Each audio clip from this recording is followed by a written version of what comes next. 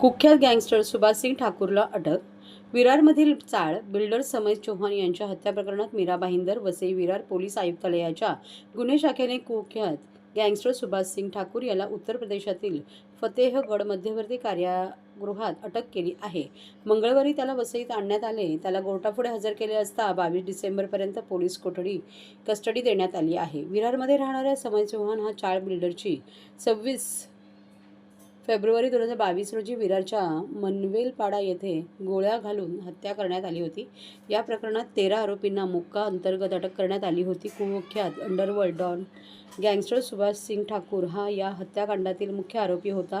तो जे हत्याकांड प्रकरणात उत्तर प्रदेशात फतेहगड कारागृहात जन्मठेपेची शिक्षा भोगत होता. मात्र 2019 पासून उपचाराच्या नावाखाली बनारस हिंदू विद्यापीठाच्या सर सुंदरलाल रुग्णालयात होता. त्यामुळे त्याला या प्रकरणात अटक करता येत नव्हती. 2024 मध्ये सुभाष सिंग ठाकूर याची कारागृहात रवानगी करण्यात आली. त्यानंतर सुभाष सिंग ठाकूर याला वसईत आणण्यासाठी पोलिसांनी कायदेशीर प्रक्रिया सुरू केली होती. सोमवारी गुन्हे शाखेचे पथक उत्तर प्रदेशात रवाना झाले आणि कारागृहातून सुभाष सिंग ठाकूर यांचा ताबा घेतला. त्याला आज मंगळवारी मुंबईत आणण्यात आले. वसई विरार शहरात असलेल्या गुन्हेगारांना सुभाष सिंग ठाकूर याचा आश्रय असल्याचे सांगण्यात येते. किंबहुना अनेक गुन्हेगारी कारवाया या सुभाष सिंग ठाकूर यांच्या सांगण्यावरून होत असतात. समय चौहान प्रकरणात सुभाष सिंग ठाकूर पोलिसांच्या ताब्यात आल्याने अनेक गंभीर गुन्हे उघडकीस येण्याची शक्यता पोलिसांनी व्यक्त केली आहे. सिंग ठाकूर यांना ठाणे सत्र न्यायालयात हजर करण्यात आलं होतं. कोणता हा नेमका गुन्हा होता आणि काय नेमका युक्तिवाद पार पडला? आज सुभाष सिंग ठाकूर या आरोपीला समय चव्हाण मर्डर केस विरार पोलीस स्टेशन या मोका केसमध्ये आज रिमांड कामी हजर केला असता. त्याच्यामध्ये त्यांचा महत्त्वाचा रोल आहे. ती समय चव्हाणला मारण्याची सुपारी त्यांनी दिली होती, त्यांच्याकडे दिली होती असे आरोप आहे त्यांच्यावर.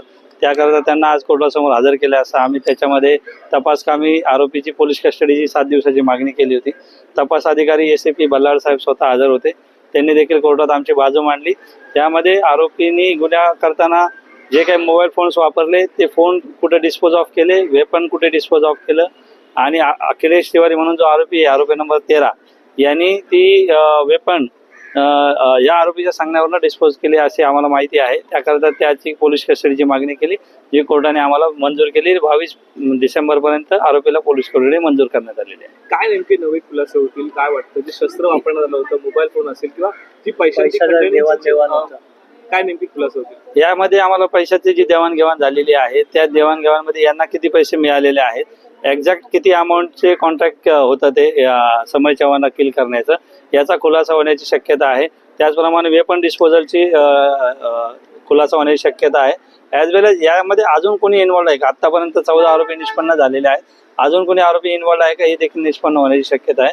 त्यामुळे कोर्टाने आम्हाला सफिशियंट पोलीस कस्टडी दिलेली आहे. पुढची तारीख नेमकी केव्हाची दिलेली आणि काय नेमका युक्तिवाद केला? 22 डिसेंबर पुढची तारीख दिलेली आहे. त्या दिवशी त्यांना कोर्टासमोर हजर करणार आहे. त्याच्यामध्ये जर प्रोग्रेस असेल, इन्व्हेस्टिगेशनमध्ये जर आम्हाला प्रोग्रेस मिळाला तर पुढील तपासासाठी आम्ही पुन्हा त्याची पोलीस कस्टडी मागणार आहोत.